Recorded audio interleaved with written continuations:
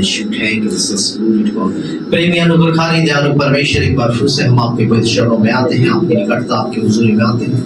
धन्यवाद देते हैं परमेश्वर कि आपने परमेश्वर हम इस प्रत्येक को संभाला, बचाया, रक्षा किया, हमारे आंखों से आंसू बहने, पैरों को ठोकर खाने को मिट्टी से बचाया।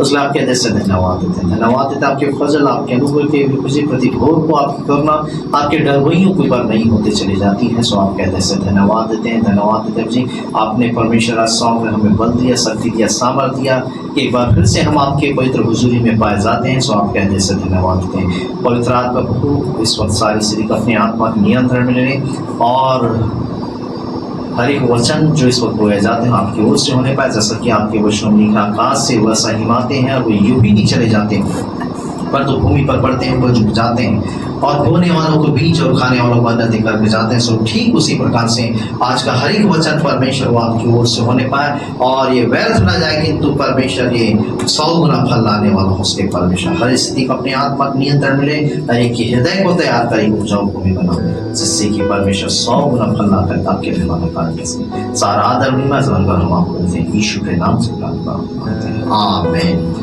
आइए हम परमेश्वर के वचनों में से कुछ बातों को देखेंगे और देखिए, जब आप कुरिन्थियों की पहली पुस्तक उसके 2 अध्याय उसके 10 पद को जब आप पढ़ते हैं, कुरिन्थियों की पहली पुस्तक उसके 2 अध्याय उसके 10 पद में, तो वहां पे देखिए बाइबल क्या बताती है। हाँ, परंतु परमेश्वर ने उनको अपने आत्मा के द्वारा हम पर प्रकट किया है, क्योंकि आत्मा सब बातें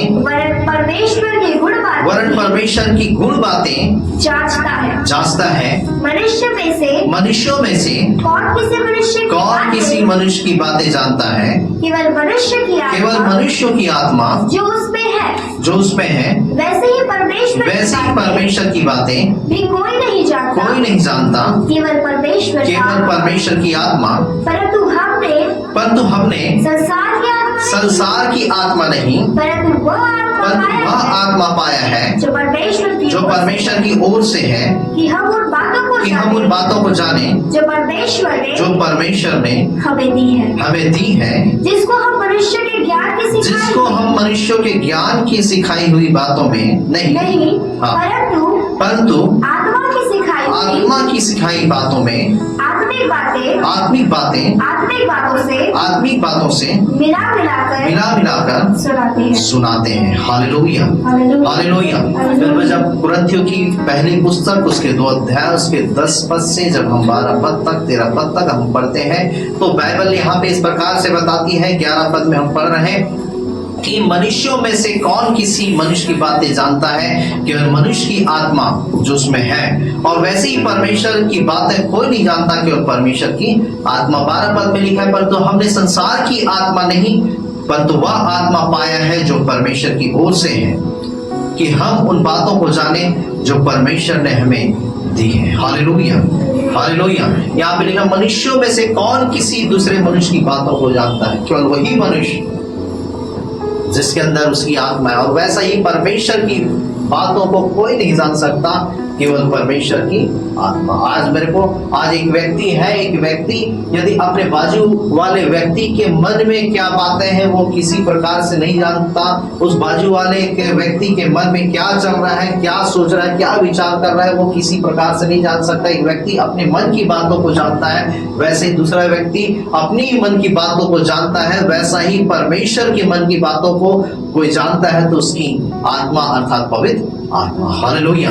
आज हमें समझने की जरूरत है, एक मनुष्य दूसरे मनुष्य के बातों को नहीं जान सकता, आज वैसा ही परमेश्वर की बातों को और कोई नहीं जान सकता। कोई जान सकता है उसकी आत्मा, और जिसको दूसरे शब्दों में हम कहते हैं परमेश्वर की पवित्र आत्मा। हालेलुया। और आज मेरे को यही बातें यहाँ पे पौलुस हमको सिखाना चाहता है कि परंतु हमने संसार की नहीं, परंतु वह आत्मा पाया है जो परमेश्वर की ओर से है, और हम उन बातों को जाने जो परमेश्वर ने हमें दी है। उन बातों को जाने। हम परमेश्वर की बातों को कैसे जानेंगे? बगैर परमेश्वर की आत्मा के अर्थात उसकी पवित्र आत्मा के बगैर हम परमेश्वर की बातों को नहीं जान सकते। इसलिए परमेश्वर की बातों को जानना है तो हम परमेश्वर की पवित्र आत्मा से हमें परिपूर्ण होने की जरूरत है, उसकी पवित्र आत्मा से भरने की जरूरत है। हम संसार के ज्ञान के द्वारा हम संसार की बातों को जान पाएंगे, संसारिक बुद्धि के द्वारा हम संसार की चीजों को हम जान पाएंगे, और वैसा ही आत्मिक उस आत्मा के द्वारा अर्थात पवित्र आत्मा के द्वारा हम परमेश्वर की बातों को जान पाएंगे। तो मेरे को आज हमें चाहिए कि हम उस पवित्र आत्मा से भरें, और बाइबल बताती है जिसके पास पवित्र आत्मा नहीं वह परमेश्वर का जन नहीं। पवित्र आत्मा मतलब शुद्ध आत्मा, पाक आत्मा, जिसमें कोई प्रकार का दोष नहीं, जिसमें कोई प्रकार की मिलावट नहीं है, जिसमें कोई प्रकार की ऐसे क्या है गलती नहीं, अपराध नहीं। पवित्र आत्मा, पवित्र प्लस आत्मा आप संधि विच्छेद करेंगे, पवित्र मतलब शुद्ध, पाक, है ना, और प्लस आत्मा करेंगे तो पाक आत्मा।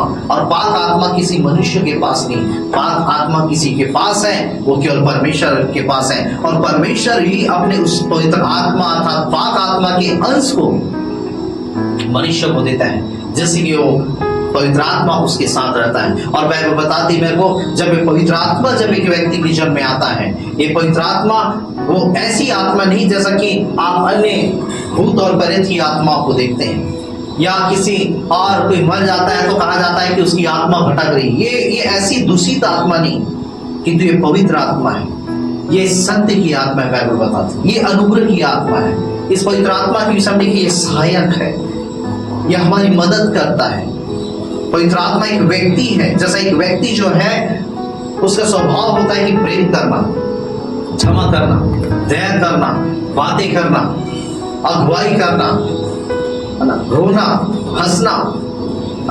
मेरे को आज वैसे ही पवित्र आत्मा भी एक व्यक्ति है, एक मनुष्य का स्वभाव उस पवित्र आत्मा में है। इसलिए जब जब हम प्रभु में बढ़ते हैं वो पवित्र आत्मा आनंदित होता है, खुशी होता है। जब जब मनुष्य पाप करता है वो पवित्र आत्मा दुखित होता है। जब हम प्रभु से प्रेम रखते हैं, उसकी आज्ञाओं को मानते हैं, वो हमसे भी प्रेम रखता है, वो हमारी प्रशंसा करता है परमेश्वर के सामने, वो हमारे लिए प्रार्थना करते। इसलिए रोमी 8:26 में लिखा, आत्मा आप ही आहें भर भर के बयान से बाहर हमारे लिए प्रार्थना करता है। और लिखा हुआ है, मनों की जांचने वाला जानता है कि आत्मा की मनसा क्या है।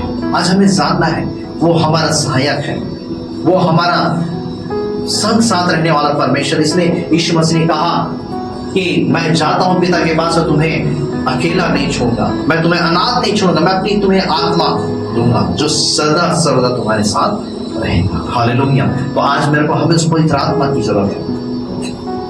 लिखा हमने संसार की आत्मा नहीं तो वह आत्मा पाया है जो परमेश्वर की ओर से। और जब मेरे को एक पवित्र आत्मा जब एक मनुष्य के जीवन में आता है, उस मनुष्य का जीवन चेंज हो जाता है, उसका लाइफ चेंज हो जाता है, उसके स्तर में परिवर्तन आ जाता है। बाइबल बताती है जब पुराने नियम में देखेंगे साउल के विषय में, साउल अपने पिता की गधी को खोजने के लिए गया था। उसका पिता जो कीस था वो उसकी गधी खो गई थी, और जब गधी को खोजते खोजते 5 देशों में चला गया था, उसकी गधी नहीं मिली। और जब गधी नहीं मिली, और तब बाइबल बताती वचन में लिखा हुआ है कि किसी ने बताया कि शमूएल नाम का एक दर्शी है, एक परमेश्वर का नबी, एक परमेश्वर का जन, तुम उसके पास जाओ, वहां तुम्हारी गधी मिल जाएगी, पता चल जाएगा।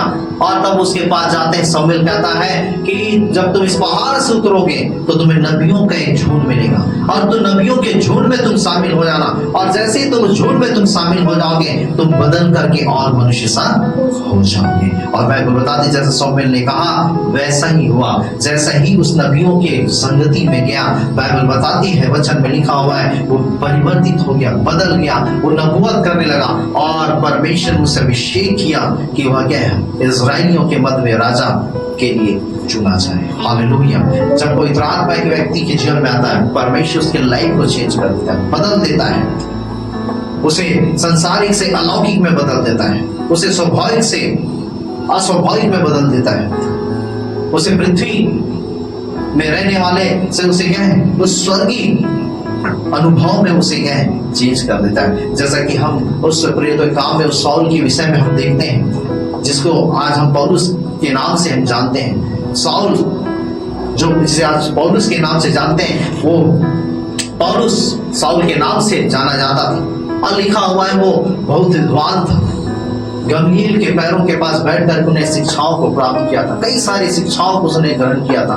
बाइबल बताती वचन में लिखा है कि बहुत ज्ञानी होने के बावजूद भी ये मसीहों को सताया करता था, मारता था, पीटता था। स्तफनुस जो परमेश्वर का दास था उसे भी पथरवा करके मार डालने में इसी साउल का हाथ था। और बाइबल बताती वचन में लिखा है ये मसीह को सताता, मारता, पीटता। और एक दिन जब वो मारते, पीटते, सताते दमिश्क के रास्ते से जब वो जा रहा था, और तब बाइबल बताती वचन में लिखा है मेरे को, ये साउल मारते पीटते जब जा रहा था तभी अचानक से ज्योति चमकी, और ये साउल जो सता रहा था वो घोड़े से गिर गया, और घोड़े से गिर गया। तब बाइबल बताती वचन में लिखा हुआ है आकाश से एक शब्द उसे सुनाई देता है, हे साउल तू मुझे क्यों सताता है। और तब बाइबल बताती है जैसे इस शब्दों को वो सुनता है, क्योंकि इसके पहले उसने ऐसी कोई ज्योति नहीं देखी थी, ये अलग ही ज्योति थी।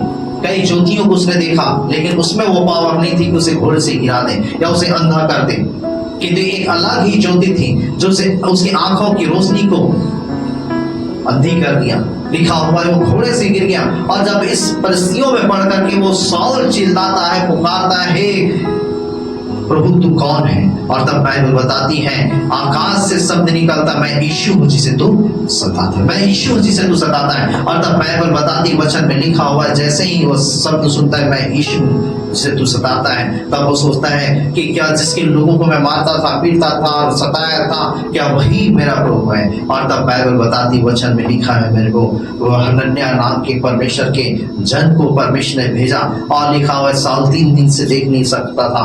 और जब हनन्याह प्रार्थना किया, उसने जब प्रार्थना किया उसकी आंखें खुली, और तब वह प्रभु को जाना, प्रभु में बढ़ा, उसकी आत्मा से भरा। और बाइबल बताती है उस साउल का जीवन चेंज हो गया, बदल गया। वो पौलुस नाम रखा, उसके लाइफ में चेंजेस आ गए। जो सताया करता था वो मसीहों के लिए कई सारे दुखों को उठाना आरंभ कर दिया, तकलीफों को उठाना आरंभ कर दिया, सुसमाचार की वो कई प्रकार के जोखिमों को सहना आरंभ कर दिया। और आप बाइबल में देखें कई सारी पत्नियों को उन्हें लिख दिया, उनमें से कई सारी पत्नियां उसने मसीह के कारण, वो दुख उठाने के कारण वह जेल में था, और जेल में कई सारी पत्नियों को लिख दिया। जो विरोध करता था परमेश्वर उसके जीवन को बदल दिया। आज हमें भी जानना है, आज जब पवित्र आत्मा एक व्यक्ति के जीवन में आता है वह उसे साधारण नहीं रखता किंतु उसके लाइफ को चेंज कर देता है। कई ऐसे परमेश्वर के जन हुए। जब आप साधु सुंदर सिंह के विषय में जब देखेंगे, साधु सुंदर सिंह की मुलाकात जब यीशु मसीह से हुई, साधु सुंदर सिंह का पहले का जीवन वो एक विरोधी जीवन था।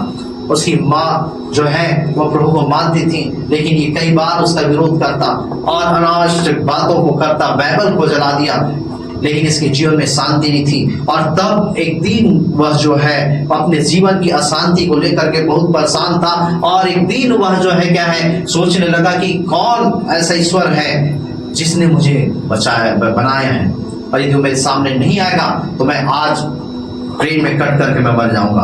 और क्योंकि उसके घर के पीछे से रेल की पटरी थी, और जब अपने रूम में बंद करके जब वो ऐसा ही जब पुकार रहा था कि कौन वो ईश्वर है जो मेरे सामने नहीं आता, यदि वो नहीं आएगा जिसने मुझे बनाया, मैं अपने आप को मार डालूंगा।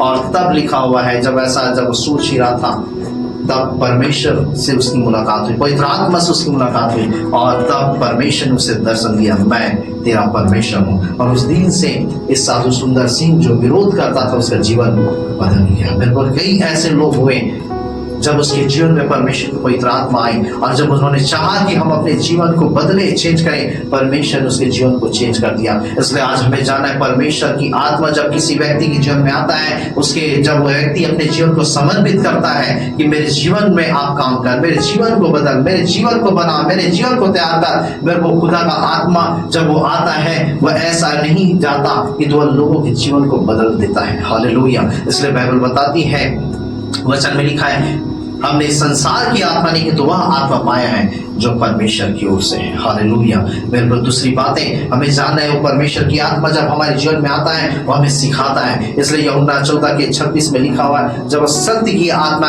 आएगा तुम्हें सब बातें तुम्हें सिखाएगा। जब पवित्र आत्मा हमारे जीवन में आता है वो हमको सिखाता है, एक व्यक्ति की तरह, एक टीचर की तरह, एक शिक्षक की तरह वो हमारी अगुवाई करता है, हमारा मार्गदर्शन करता है, हमें क्या करना है क्या नहीं करना है। बाइबल बताती जब कभी तुम दाएं और बाएं मुड़ने लगो तो लिखा हुआ है पीछे से वचन आएगा और तुमने कहेगा कि मार्ग यही है, इसी पर चलो। तो ये आवाज किसकी है? ये परमेश्वर की पवित्र आत्मा की वजह, इसलिए हमारी आत्मा जीवित होना जरूरी। जब हमारी आत्मा जीवित होगी हम उसकी आवाज को हम सुन पाएंगे, लेकिन मुर्दे लोग सुन नहीं सकते, जिनके कान है वो सुन सकते हैं। तो फिर जब हम अपने जीवन को तैयार करेंगे तब हम उसकी आवाज को सुन पाएंगे। जब हम अपने जीवन को उसके नियंत्रण में देंगे तब हम उसकी आवाज को सुन पाएंगे। जब हम अपने जीवन को परमेश्वर की उपस्थिति में जीवन व्यतीत करेंगे तब हम उसकी आवाज को सुनने पाएंगे। बाइबल बताती है, वचन में लिखा हुआ है, पहला राजा 17 अध्याय में वचन में लिखा है, एलिया जो परमेश्वर का नबी था, परमेश्वर का जन था, वह आहाब राजा के पास जाकर के क्या कहता है, जब आहाब राजा के लोगों का पाप और वहां के देश का पाप जब बढ़ गया, तब आहाब राजा के सम्मुख जाकर के कहते हैं, यहोवा के जीवन के शपथ जिसके सम्मुख मैं उपस्थित रहता हूँ, बिना मेरे के न तो इस देश में मेघ बरसेगी न तो पानी का एक बूंद भी नहीं टपकेगा। और जब उसने ऐसा कहा, लिखा हुआ 3.5 साल तक अकाल हो गया। आज मेरे को हमें भी जानना है, हमें परमेश्वर की उपस्थिति में जीवन व्यतीत करना है। और जब हम परमेश्वर की उपस्थिति में जीवन व्यतीत करेंगे, परमेश्वर हमसे बातें करेंगे, हम उसकी आवाज को सुनेंगे। और तब बाइबल बताती, परमेश्वर ने एलिया से क्या कहा कि उठ करके यहाँ से कुछ करके तो यरदन के करीब नाम नाले के पास जा, और मैंने कौवों को आदेश दे दिया है कि वो तेरे लिए रोटी और मांस लाया करेंगी। और बाइबल बताती, जैसा ही एलिया ने इस शब्दों को सुना, इस आवाज को सुना, क्यों वो सुन पाए, क्योंकि परमेश्वर की उपस्थिति में जीवन व्यतीत करता था। और जैसे इन शब्दों को सुना, बाइबल बताती, वचन में लिखा हुआ है, वो परमेश्वर से कुछ भी सवाल जवाब नहीं किया, प्रभु मैं क्या खाऊंगा, कैसा होगा, किस प्रकार से होगा, कहूंगा कैसे मेरे लिए रोटी और मांस लाया करेंगे। उसने उनकी बातों पे विश्वास किया। आज हमें भी उसकी बातों पे विश्वास करना है, और विश्वास करना है और परमेश्वर की सुनना है, और जो ऐसा वो कहता है हमें उसके अनुसार से हमें चलने की जरूरत है। और बाइबल बताती, वचन में लिखा, जब हम सुनेंगे और जब हम चलेंगे, मेरे को बाइबल बताती, वचन में लिखा हुआ है, परमेश्वर पे ब्लेस करेगा, आशीषित करेगा, हमारी सारी आवश्यकताओं को पूरी करेगा, हमारी सारी जरूरतों को पूरी करेगा। और तब बाइबल बताती, वचन में लिखा हुआ है, तब दूसरी बार एलिया के पास परमेश्वर की आवाज पहुंची, और एलिया से परमेश्वर कहता है कि यहाँ से कुछ करके तो सारपत के उस विधवा के यहाँ जा, और विधवा के यहाँ मैंने तेरे भोजन का प्रबंध कर दिया। और एलिया दूसरी बार परमेश्वर की आवाज को सुनता, फिर वो सारपत में विधवा के पास जाता है, और वहां जब जाता है परमेश्वर से भोजन का प्रबंध करता है। वो सुना और चला, करीब नाम नारी के पास गया। बाइबल बताती है, कौवे इसके लिए रोटी और मांस लाया करते हैं। आज मेरे जो परमेश्वर की पवित्र आत्मा हमसे बातें करता है, हमें उस पर विश्वास करना है, और विश्वास करके हमें चलना है। और मैं हमारे भविष्य को हम नहीं जान सकते, किंतु हमारे भविष्य को,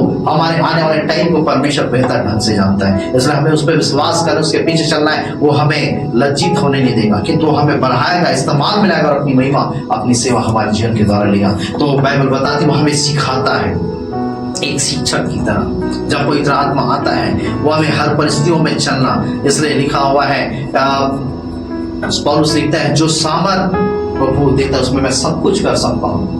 उसमें मैं छोटा होना भी जानता हूँ, बड़ा होना भी, मैं दीन होना भी जानता हूँ और बढ़ना भी जानता हूँ। जब पवित्र आत्मा आएगा, वो सामर्थ आएगा, हमें सब बातें हमें सिखाएगा, हमें बतलाएगा, हमें समझाएगा, और हमारी अगुवाई करेगा। तीसरी बातें बाइबल बताती, जब पवित्र आत्मा हमारे जीवन में आता है, वो हमें ताकत देता है, वो हमें बल देता है, हमें स्फूर्ति देता है। और लिखा हुआ है, जब आप बाइबल में देखेंगे, प्रेरित काम 1 अध्याय के 8 पद में लिखा हुआ है, जब पवित्र आत्मा तुम पर आएगी तब सारे यरूशलेम, वहां पे लिखा है, तब तुम सामर्थ पाओगे और सारे यरूशलेम, यहूदिया, सामरिया, पृथ्वी के छोर तक मेरे नाम के गवाह होंगे। जब मेरे को आपके और मेरी जो परमेश्वर की पवित्र आत्मा आएगी, हम सामर्थ को पाएंगे और पृथ्वी के छोर तक गवाह होंगे।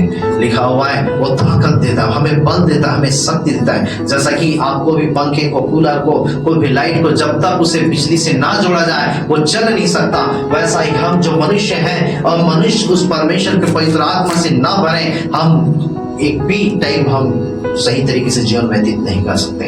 इसलिए हमें चाहिए कि हम उसकी आत्मा से बने। वो हमें इस संसार में चलने के लिए सामर्थ देगा, हियाव देगा, बल देगा, शक्ति देगा, सामर्थ देगा, जिससे कि हम हमेशा आगे बढ़े, जय गुस्सों में चले। बाइबल बताती, न्यायियों की पुस्तक में जब आप पढ़ेंगे सिमसोन के विषय में, सिमसोन जो परमेश्वर का जन था, और बाइबल बताती है एक दिन जब अपने माता पिता के साथ जब जंगल के रास्ते से जा रहा था, और तभी एक सिंह उसे मिला, और लिखा है उसने परमेश्वर को पुकारा, और यहोवा की आत्मा बलपूर्वक सिमसोन के ऊपर उतरी। और जब सिमसोन के ऊपर उतरी, बाइबल बताती है उसने एक साधारण जैसा किसी चीज को फाड़ दिया जाता है, वैसा ही क्या है, उसने सिंह को फाड़ डाला। कब? जब पवित्र आत्मा था, यहोवा की आत्मा उस पर उतरी।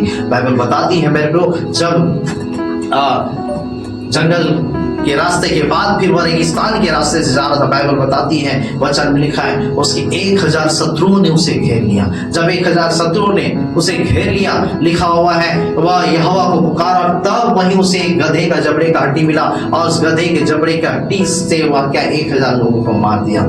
और लिखा हुआ परमेश्वर की आत्मा उसके ऊपर बल पर उतरा। तो मेरे आज हमें जानना है, वो जब आता है हमें बल देता है, शक्ति देता है, सामर्थ देता है, वो आप स्फूर्ति देता है।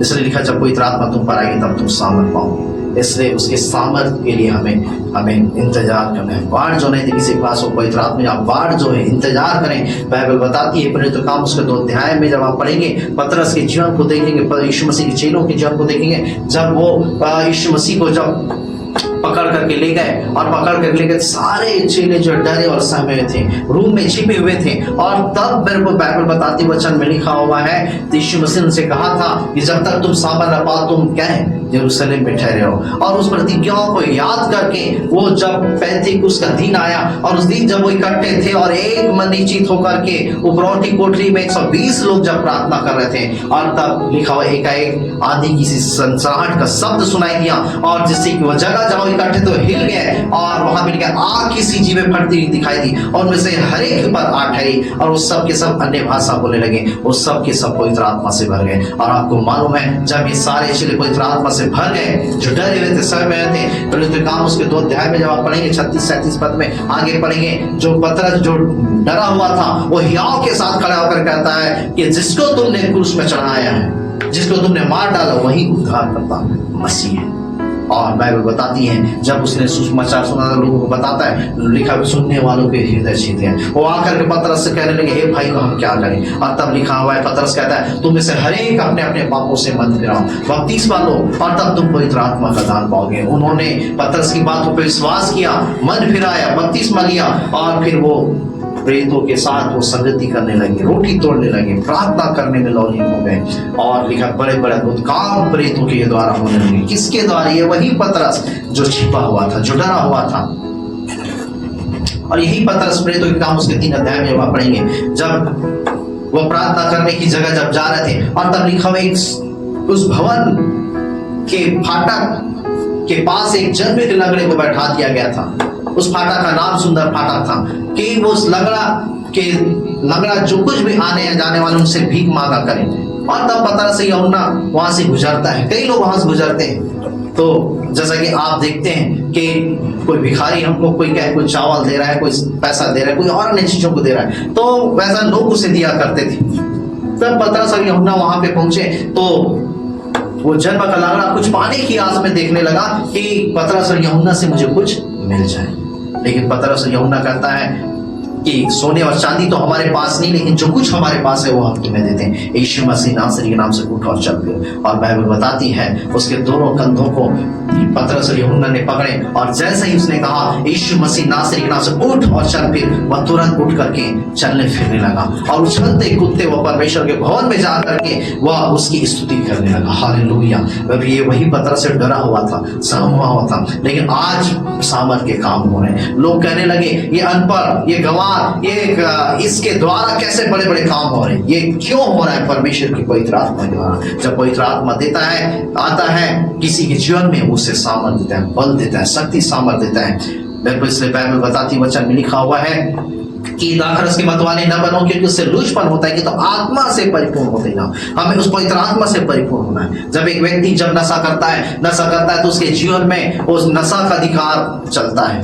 जब वो नशा करता है, एक झड़ व्यक्ति, एक पतला दुबला व्यक्ति, वह अपने आप को बहुत बड़ा दादा समझने लगता है।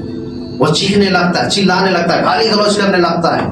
एक पतला दुबला व्यक्ति बड़े बड़े लोगों को चमकाने और डराने लगता है। लेकिन जब उसी व्यक्ति को जब उसका नशा उतर जाता है, सुबह जब जा करके उससे मिलो तो ऐसा क्यों कर रहे थे, वो बोलेगा मुझे कुछ भी मालूम नहीं, मुझे कुछ भी मालूम नहीं। क्यों? क्योंकि जब वह नशे में था उसके अंदर वो नशा नियंत्रण कर रहा था। आज वैसा ही मेरे को जब नशा नियंत्रण कर अपने आप को सामर्थ्य समझता है, मोहल्ले का वह शेर अपने आप को समझता है, दादा समझता है। लेकिन जब उसका नशा उतर जाता है वो अपने आप को चुपचाप और शांत रखता है, वो चूहे के समान बन जाता है। आज वैसे ही जब हमारे अंदर परमेश्वर पवित्र आत्मा आता है, मेरे को हम दहाड़ने लगते हैं, चिल्लाने लगते हैं बीमारियों के सामने, दुष्ट आत्माओं के सामने, और बीमारियां छोड़ करके जाते, दुष्ट आत्माएं छोड़ करके जाती, शैतानी ताकतें कांपने और थरथराने लगती हैं। तो मैंने कहा ये पवित्र आत्मा जब हमारी जन्म आती है, हमें बल देता है, शक्ति देता है, सामर्थ देता है। ये सामर्थ की आत्मा है। और पतरस के द्वारा बड़े बड़े काम होने, जो रूम में छिपा हुआ था उसके द्वारा बड़े बड़े काम होने लगे। पतरस जब चलता था, लोग उसके परछाई के पास मुर्दों को रख देते थे कि मुर्दे उसके परछाई के द्वारा जीवित हो जाए, वो सामर्थ के काम होने लगते थे। तो आज प्रभु हमें समझना है वो ताकत की आत्मा, बल की आत्मा, सामर्थ की आत्मा, और हमें इस पवित्र आत्मा की जरूरत है, हमें इस सत्य की आत्मा की जरूरत है, हमें इस अनुग्रह की आत्मा की जरूरत है, हमें इस सहायक की जरूरत है। मैंने बताया कि ये आपके लाइफ को चेंज करता है। ये पवित्र आत्मा जब आता है आपको सिखाता है, समझाता है, आपकी अगुवाई करता है, आपको बल देता है, आपको ताकत देता है। इसलिए हम इस पवित्र आत्मा को हम धोखा ना दें, इस पवित्र आत्मा के साथ हम खिलवाड़ ना करें। बाइबल बताती है इफिसियों 4:30 में, परमेश्वर की पवित्र आत्मा शोकित मत करो जो छुटकारे के दिन के साथ तुम्हारे छाप दिए गए। ये छुटकारे का छाप है। इसलिए हमें इस पवित्र आत्मा की अगुवाई में चलना है। हम इससे पहले कि हम सुबह उठे और अन्य कामों को करें, हम घुटने के टेकें, परमेश्वर से कहें, पवित्र आत्मा से कहें, पवित्र आत्मा मेरे दिन भर आप मेरी अगुवाई कर, दिन भर आप मेरी सहायता कर, दिन भर आप मेरी मदद कर, मुझे क्या करना है, क्या करना है, क्या नहीं करना है, कहाँ जाना है, कहाँ नहीं जाना है, क्या बोलना है, क्या नहीं बोलना, आप मेरी अगुवाई कर, मेरी सहायता कर, मदद कर। जब आप अपने जीवन को, दिन की शुरुआत को परमेश्वर के हाथों में सौंपे, दिन भर वो आपकी अगुवाई करे, रात में सोते तक आपकी अगुवाई करे, कोई दुष्ट के कार्य आपके जीवन में सफल नहीं हो पाएंगे। इसलिए मेरे को चाहता है कि आप अपने जीवन को उसके हाथों में सौंपे, इसे धोखा ना दें, इसे खिलवाड़ ना करें। जैसा कि बाइबल बताती है, पवित्र काम उसके 5 अध्याय में जब आप पढ़ेंगे, अनन्या और सफीरा ने किस प्रकार से पवित्र आत्मा से झूठ बोला। बाइबल बताती है, वचन में लिखा हुआ है, जब उन दिनों में जब लोग अपने भूमि को बेच करके जो बेचा हुआ दाम जो मिल जाता था उसे ला करके प्रभु की सेवकाई के लिए वो प्रेरितों के पांव में डालते थे। लेकिन हन्ना सफीरा ने भी अपनी भूमि को बेचा, और जब भूमि को बेचा और तब लिखा हुआ है कुछ को उसने रख छोड़ा, और उस दाम को, उस पैसे को ले जा करके पतरस के पास खड़े होते हैं, और पतरस के पास खड़े होते हैं। तब बाइबल बताती है, पतरस पूछता है क्या तुमने भूमि को इतने में बेचा? हनन्याह कहता हाँ मैंने इतने बेचा। तब पतरस कहता तुमने क्या मनसा हुआ कि तुम क्या है परमेश्वर की पवित्र आत्मा से झूठ बोले, और हनन्याह की मौत हो गई। उसके गाड़ने वाले थे नहीं, वो गए नहीं थे। बाइबल बताती, वचन में लिखा है, उसकी पत्नी जो है वो सोचती मेरा पति अभी तक नहीं आ रहा है, वो भी कलीसिया में जाती है, और तब उससे भी पूछा जाता है क्या तुमने भूमि को इतने में बेचा है? और तब पतरस कहता है क्या तुमने भूमि कितने में बेचा?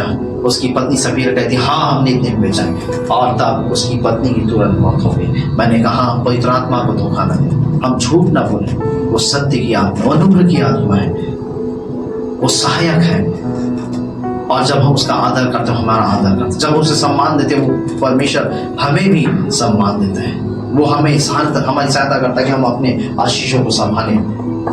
एलिया और एलीशा के जीवन को देखते हैं। एलिया का चेला एलीशा था, एलिया की दुगनी सामर्थ को एलीशा पाया और बढ़ा। लेकिन मेरे को जब हम एलीशा के चेले गेहजी को जब हम देखते हैं, दूसरा राजा 5 अध्याय में, गेहजी विश्वास योग्य नहीं रहा, और जब उस आराम देश के सोनापति का जब कोढ़ की बीमारी ठीक हो गई, और कोढ़ की बीमारी जब ठीक हो गई, गर्दन में 60 डुबकी लगाने जाने के बाद, और तब सोने चांदी और बहुमूल्य कपड़ों से भरे रथ को जब उस एलीशा के दरवाजे के पास लाता है, एलीशा कहता मुझे कुछ भी नहीं चाहिए, सब कुछ तू उसे लेकर के जा।